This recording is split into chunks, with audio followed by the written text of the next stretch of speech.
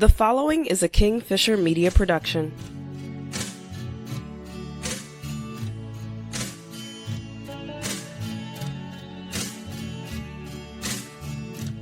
Hey guys, you're listening to the In the Blood podcast.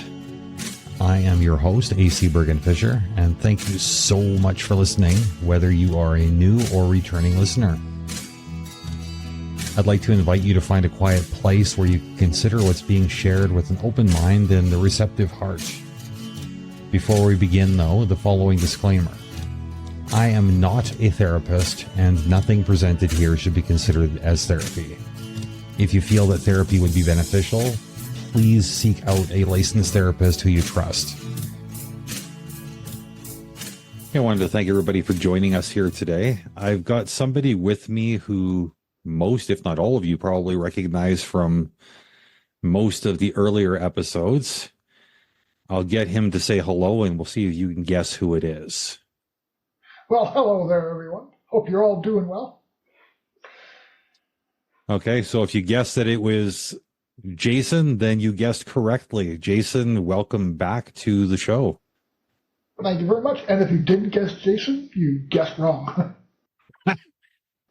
Okay, so I'd like to offer some wonderful prize for those who guessed correctly, but instead of a prize, you get nothing.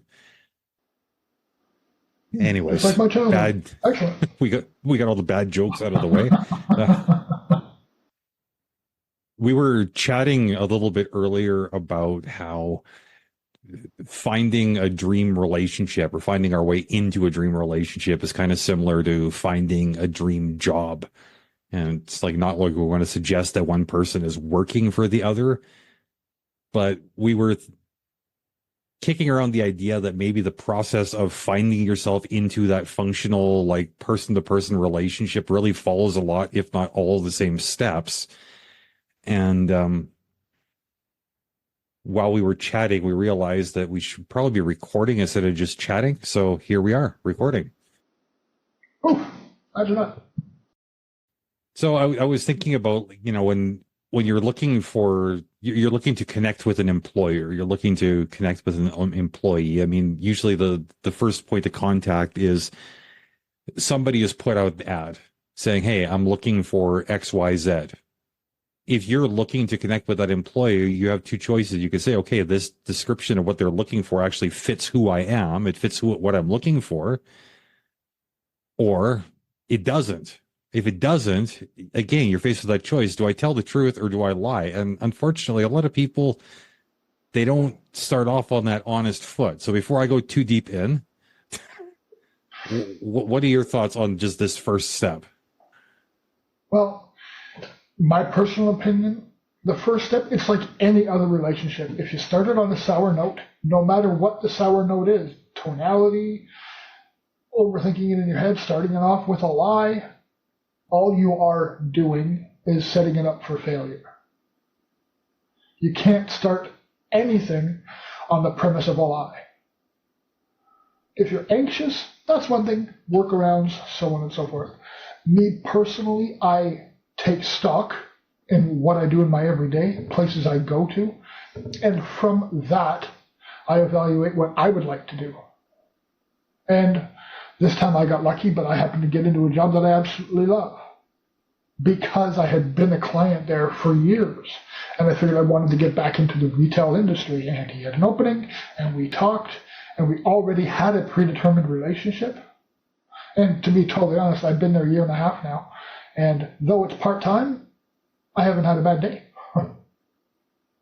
And that's good. So like, I think you touched on a bunch of things there, and I'm glad you're sharing from your firsthand experience. Now, what I'm wondering, outsider looking in, is like how much common ground we see between that and the way you connected with your current partner. Because like, it's one of the things I kind of admired when you and she had first connected was how much honesty and transparency was put into the mix. Because up until that point, like most people, I think were conditioned to think, well, no, you put your best foot forward, meaning, you put on a good show, not meaning best foot in the sense of your honest, authentic foot, because sometimes that thing stinks. But with you, it's like you weren't afraid to put the stink out there. You just said, look, these are the things that I am okay with. These are the things I am not okay with. Here's your opportunity to walk away. Yeah. And interestingly, I would have thought, like, holy crap. Like, actually, I did think at the time, you didn't actually say that to her, did you? Like, you're going to scare this woman away. And your whole response to that whole thing is, well, if I scare her away, she wasn't meant to be here anyways, because she wasn't going to be a good fit. Well, you and I, for the last 10, 15 years, have been working on self-development and bettering ourselves so we can be a better person tomorrow than we are today. We work really hard at it, and we both continually take mental notes on ourselves, and daily we check them. And I got to a point where I had been in so many bad relationships. I took 8 years to be me. I was single. I worked on myself. I did what our normal practice was. And I learned that if somebody's going to be in my life, then they're going to be there with the real me. I'm not going to put on a facade anymore. I'm not going to I'm not going to hide my junk in the trunk and let them find it eventually. I put it all right there and said, here's where we are. This is what I want. Does this match what you want? And I got it all from doing what we always do. We condition ourselves. We pay attention to what we're doing. We make sure to take notes on the shit we're doing wrong and better ourselves on it. So from that, I learned, you know what? I don't really care. I'm at a point now, I've been single for 8 years. If somebody wants to be with me, they're going to be with the real me. Which I think is fair, right? I mean, you spend that much time around anybody, you don't want to be spending all that time suffocating yourself in some sort of masks that you've put on, right? Mm-hmm. And, you know, I think, like, contrasting your personal relationship experience with, like, my experience with employees, like, I've had so many people are like, I think I've been honest with, okay, what kind of people do I need to have working with me or for me? What kind of skill set is required? And the way people misrepresent themselves, like, oh yeah, I can do that, meaning that they're willing to try to learn, not that they're actually currently qualified. It causes a lot of frustration. And if somebody were to come to me and say, look, I know you said you're looking for somebody who knows to do these things, but the truth is, like, I don't know if I'm capable, I would have probably hired them anyways. I would have worked with them. We would have gotten them to where they needed to be. But because they weren't straight with me, I didn't know what I was dealing with. So you got a person who doesn't know what they're dealing with bumping up against a person who doesn't know what they're doing. Walking it back now to a personal relationship context, that's not a healthy dynamic. A person who doesn't know what they want bumping up with somebody who doesn't know how to provide it. Like, how are either of you supposed to be happy or functional in that situation? I mean, yeah, on the job training can be provided, but how do I tell you what I need, tell you what I want? If A, I don't know myself. And B, I think you already have it. Yeah. Well, there's that expectation, right? It's like, well, how come you're not doing the things you're supposed to be doing? You don't know how. You can't do the job if you don't know what the job is and if you don't have the skills, right? I mean, I think that's where a bit of honesty in that early interview process goes. I mean, that's effectively what I think dating is, right? I mean, you're sort of like test driving, interviewing, whatever the case may be. That's not the time to lie. The time to lie is later. That's even if it had, so we pretty much, well, we didn't necessarily date, but we didn't put a label on it for, well, really we haven't put a label on it. Actually, now that I think about it, we never really put a label on it. We talked about, okay, before we even think about moving together, we're going to try this out for 6 or 7 months to see what's going on. And that's exactly what we did. And like, just to see if there was anything there, you mean? Right. Okay. You know, and nobody has any high expectations of, oh, this is my fantasy person and I'm going to be with them forever. And no, we're trying it out for this next 6 or 7 months, see how we fit living in different places. And then we'll talk about, is there an opportunity for us to go forward and move in together and make it a permanent situation? or do we stay in our separate places? That's a really interesting contrast between like the personal and the professional relationship. Like coming into this conversation, I thought we were going to see nothing but parallels. Mhm. But I mean, like you'd never go apply for a job and just say, well, let's see if there's anything there. Let's see if a paycheck shows up. Mhm. No, but on the opposite end, there are people who say, you know what, I really like working here. I think I'm going to enjoy it. How about I work for you part-time for like a month and see how I fit here? Oh, fair enough. So it's like basically, if I'm reading you correctly, and I don't know if I am, but it sounds like if you take away that expectation that you're supposed to be working towards a clearly defined goal or milestone, and you can just sort of let the situation tell you what it is rather than you trying to force the situation into a box. Right, and that's a benefit on both sides, even in a personal relationship, because you're there trying it out. At the end, there's no expectation of, but you said we were going to be together forever, but you said we were going to do this, or the employer saying, hey, like you bailed on me after a month. What the hell? Hmm. There's none of that because it's only for your predetermined amount of time that you're trying it out anyways. So there's no hurt feelings. Everybody can say, you know what? If this doesn't work, we'll leave on good terms. We're just trying it out anyways. There's no overwhelming commitment. Somebody told me something years ago that at the time I thought was kind of like a garbage outlook on life.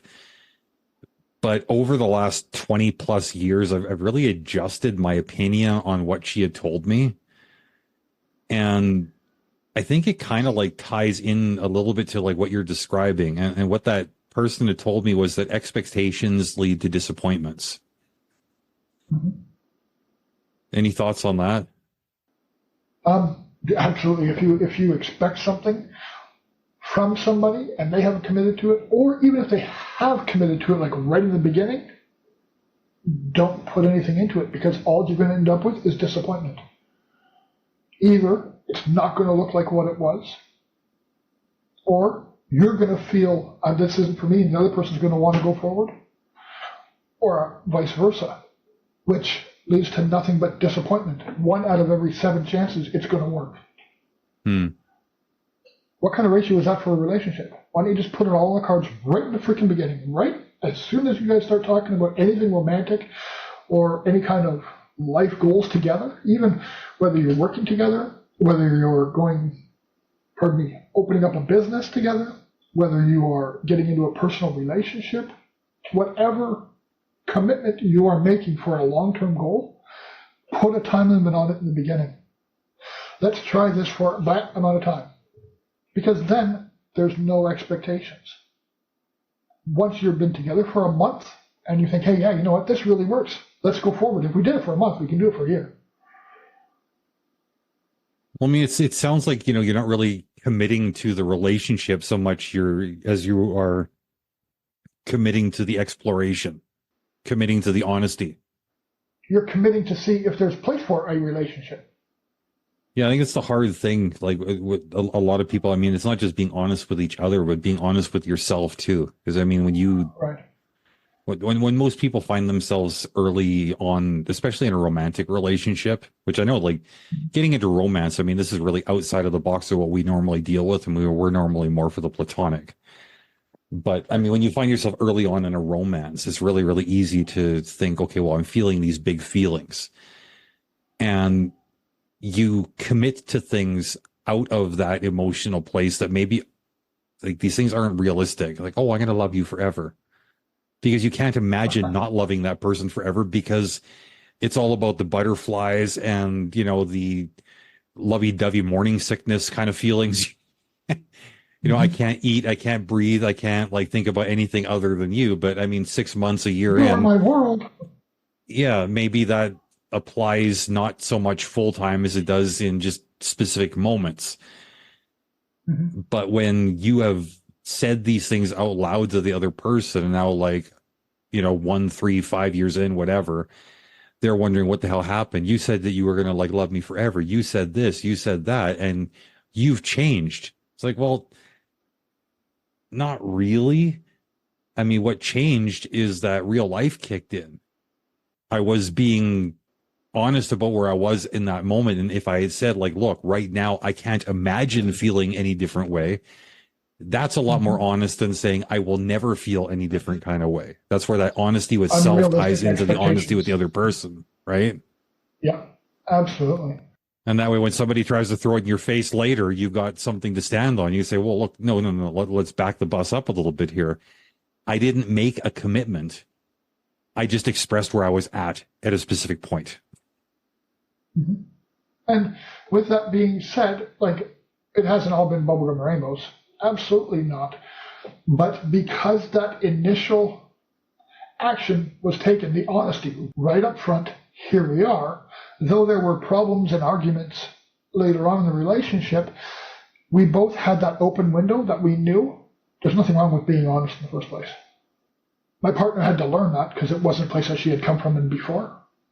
Mm-hmm. And, you know, in the first few years, we had our knock down, drag them out, kind of nothing physical, but, you know, we had arguments and anger issues and all of the adjustments that come with living together when we finally decided to do so.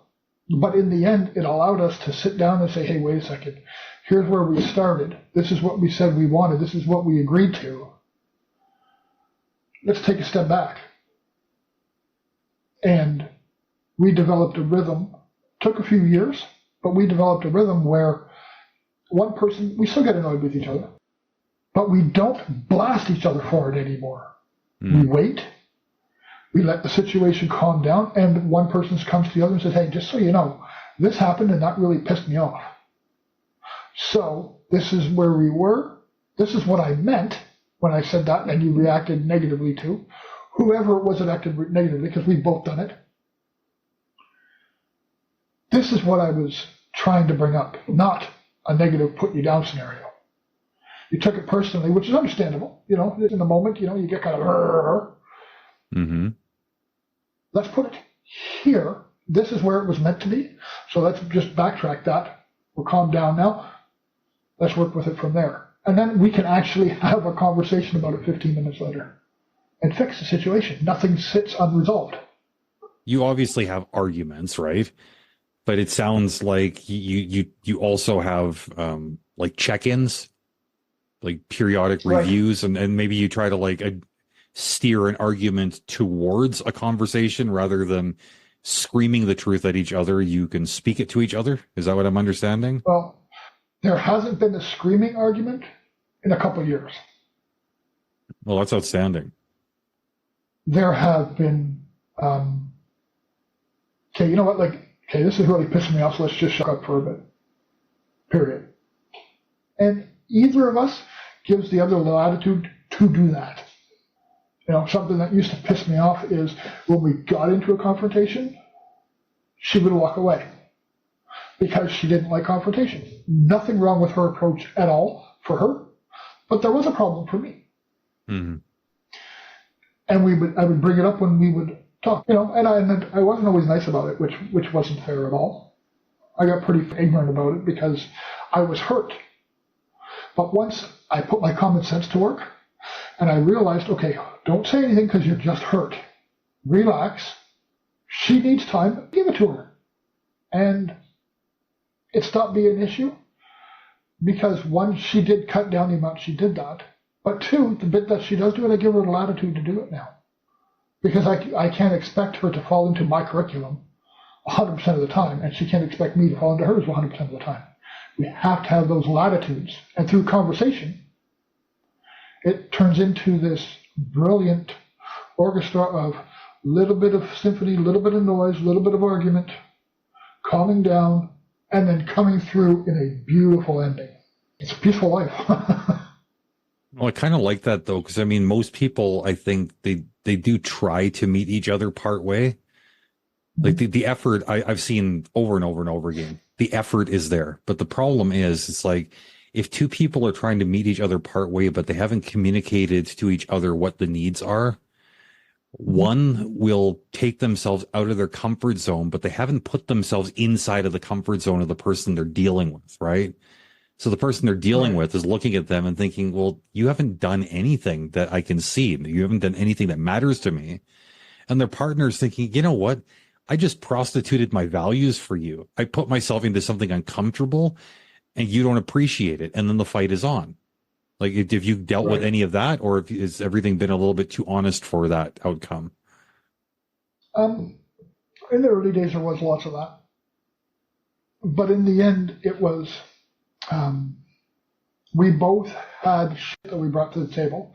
And even though I was single for 8 years, I worked on myself, I thought I had oh yeah, I worked everything out now. I'm ready for a relationship. I don't have any baggage. What a pile. We both had baggage. And though neither of us obviously realized how much we had, little things would pick up, like lint on a coat, and it gets so freaking annoying.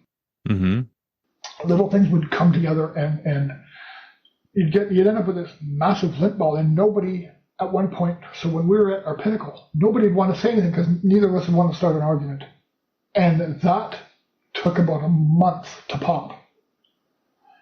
And when it popped, it was the last big fight we had. Because everything went out, any kind of animosities, any little things that pissed me off, little things that pissed her off came out. We put absolutely everything on the table. Not intentionally, we did it because of circumstance. We did not plan on putting everything on the table and working everything out. We could have handled it better, but it was, sorry, I'm getting a little bit emotional because it was actually a breaking point that needed to happen in order for the relationship to become as solid as it is now. Right.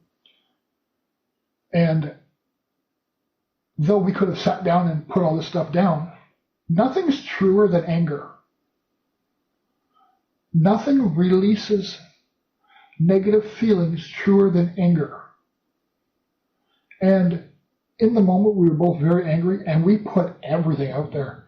Every little thing that I did that pissed her off, it was up there, and vice versa. And it was, at one point, it was yeah, well, you do this. Yeah, well, you do that. Yeah, well, you do this. Yeah, well, you do that. Well, why don't you just fucking do this? Well, why don't you just fucking do that? Blah, blah, blah, blah, blah, back and forth, back and forth, back and forth. And everything was out there. And it's probably the best thing that could have happened, because now we could confront everything. And we didn't even know we were doing it. Now, do you think in retrospect that's something that you could have planned for? Is that something that you just had to be open to? Or is that something that you only could have fallen into accidentally as what happened? Okay, so now I could help people plan to do it, but I couldn't have done it because I didn't know what needed to be done. At that point, I thought, oh yeah, we're going out pretty good. When one of your clients comes to you and they're dealing with a lot of the stuff that you used to deal with your partner, like what do you tell them as a starting point? Like how to work into this place of honesty? Well, the first thing I talk to a lot of my clients about is you need to be honest with you. Look in the mirror. And before you can expect honesty from somebody else, you need to be honest with yourself. So take the 3 things that you do that piss you off most about you, own them, and do something to change them. Because you can't expect somebody else to change if you're not willing to. I put it all on self. The first thing you need to do is fix you. If you're not willing to look at you and go forward from there, then you're in the wrong relationship. Because you will eventually learn that if you want to do something and want to be with somebody else, you have to do for you. You can't truly love somebody else if you don't truly love yourself. You can have high emotional feelings about them. And, oh, you know what, this is so strong, it must be love. No, it isn't. If you don't love yourself, then you cannot portray that love onto somebody else. And so many people argue with me, but the truth of the matter is, you can't. If you can't be honest with yourself, how are you going to be honest with somebody else? You're lying to yourself all the time. That's the habit. You're going to say, oh, it's going to change because it's going outward now? No, if you're lying inside, you are not being honest outside. The one harsh reality that I had to come to, I was full of shit. That's a tough one, but it's a valuable one. Absolutely. No, and like you were talking about like loving each other, like where that we interpret that as being like a place of emotion, or loving ourselves again being that, you know, whatever you're feeling emotionally. But I find more often than not, love is really, it's a lot more action oriented.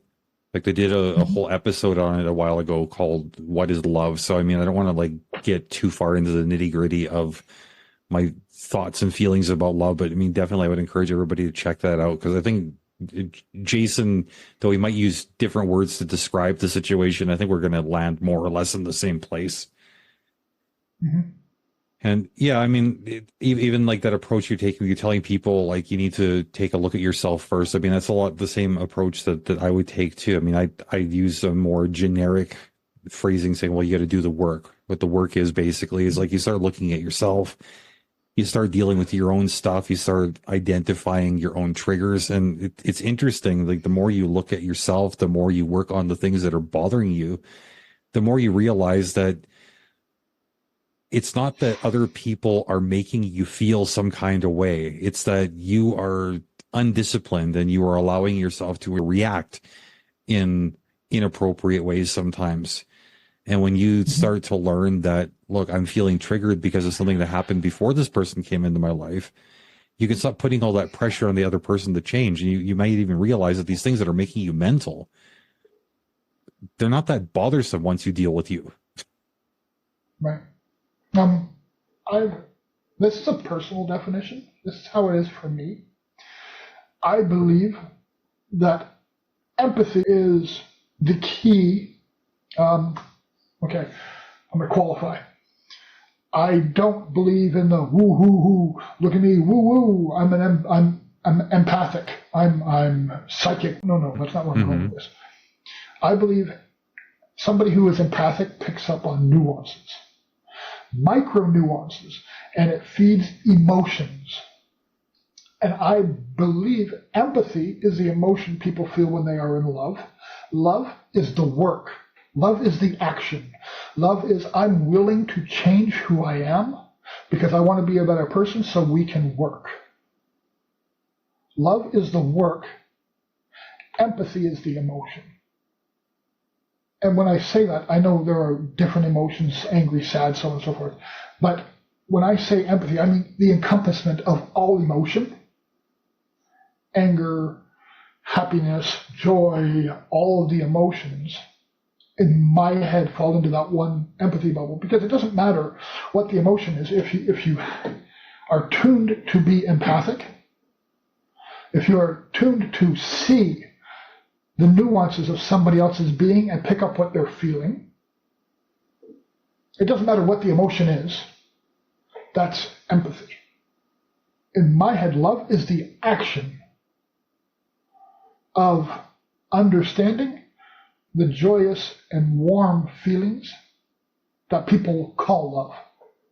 Does that make sense? Yeah, I think it does. And I kind of like this whole like path you're going down to, like as far as, you know, the personal component. Because I mean, like at the top, we were sort of likening a relationship between two people as, you know, like, you know, getting into your dream job, as it were.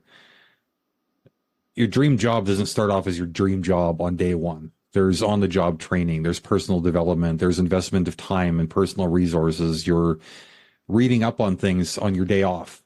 You might be going for additional training, all this other kind of stuff. It sounds like these are all the kind of things you're doing because you're trying to get to that next level. You're trying to get that promotion, as it were. Or you're open to the fact that this isn't working out and it's time to move on to a different position.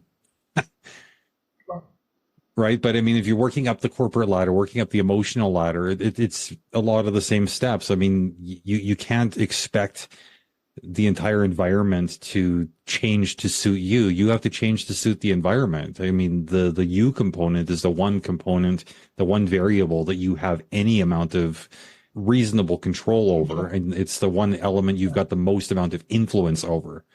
Certainly we influence our environments, but we do not control them. And the sooner we realize that, the sooner we start taking personal responsibility. And I think the the sooner we open the door toward our own happiness. Not to say you're going to be happy as soon as you take responsibility, but at least happiness becomes within the realm of possibilities. Right. Absolutely. And love that I'm explaining, people say, oh, there's all different kinds of love. No, there's one kind of love. I love my job. I love my partner. I love you, my brother. I don't want to sleep with my job. I don't want to sleep with you. I do want to sleep with my partner. They're separate context from love. I have strong emotions for something. I have strong emotions for you. I have strong emotions for my partner. I have strong emotions for my job. I love doing the work because it makes it fulfilling. It brings out those emotional attachments. I think people put the word love in the wrong context, 100%. You have a very strong emotional attachment to somebody, therefore you will do the work. The work is the love. Does that make sense?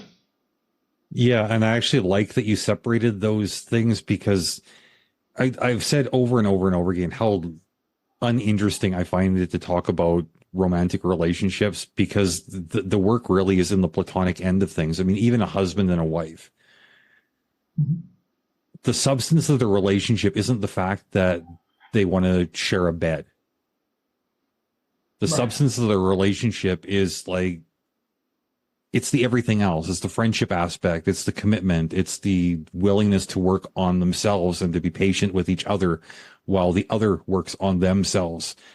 It's the wanting to play out a similar story, right? It really is a partnership. I mean, the partnership, I think, is very, very separate from the sexual desire. It's separate from the fact that I want to hold your hand when we're walking down the street. It's separate from I want to kiss you because you look cute in the morning. All these things are fine and they're wonderful and they're beautiful to enjoy, but they're not going to hold your relationship together, at least not in any meaningful way. So, yeah. And it doesn't matter what that relationship is. Love, platonic. Sorry for cutting you off there. No, that's fine. It doesn't matter what the love is. You know, I will hug you and I will hug my partner the same way. The intent behind the hug is a lot different. Well, I mean, it's not every hug has to be a prelude to sex, but I mean, I can feel the emotion. I mean, when I hug you, it's the same thing. I feel something strong. And I mean, there are times where like I hug my partner too, and it's like I feel something strong. Not every time I hug her, it doesn't end up with us bumping uglies, right? I don't know. I do think the separation is there anyways. I mean, we can get into the weeds on this, but the long story short, the substance of the relationship is the not that. Right. So, we're kind of coming into like the final few minutes here. So, I mean, I don't want to like rush you along, but I mean, is there anything you wanted to cover before we close out today? No, the only thing I really want to say is that people don't give themselves enough of a chance anymore. Everybody's rushing to get into something. Everybody, I need to be with somebody to be happy, or I don't need to be with somebody to be happy. I just need to be alone. Stop rushing. Take your time. Allow yourself the opportunity. Do the 1 month, 4 months, 6 month scenario. Allow yourself to get to know the person before you make a commitment, whether it's platonic or it's a love relationship or it's a working relationship. Give yourself that time to get to know the person you're going to be working with, because as much as you may like the environment of the place, the person may not always be what you think. And if you don't give yourself time to learn, you're going to make false promises, there's going to be hurt feelings, and all it's going to do is turn into 100 roads of bad. No, well said. Thank you. Well, I don't really have anything to add there. I think that seems like a reasonable place to end things off. Fair enough. Okay, Jason, so if anybody wants to get in touch with you to either just connect for the fun of connecting, tie up with you for some sort of coaching sessions, like what's the best way to find you right now? Well, I'm always available for coaching sessions. You can find me on Facebook. Unfortunately, I had Insta and I had all the other ones, but I really don't pay attention. I go into TikTok at Podverse and Jason Moore on Facebook. And of course, I'll leave direct links to both of those platforms in this week's show notes. Thanks. And yeah, as always, if anybody wants to get a hold of me, if you've got thoughts on what we've talked about today or anything else we talked about, feel free to send an email inthebloodpod@gmail.com. Jason, it's been an absolute pleasure speaking with you on this show once again. Hopefully we get to do this again real soon. And for everybody who's listening, thank you so much for joining us today. And until next week, my friends, much love.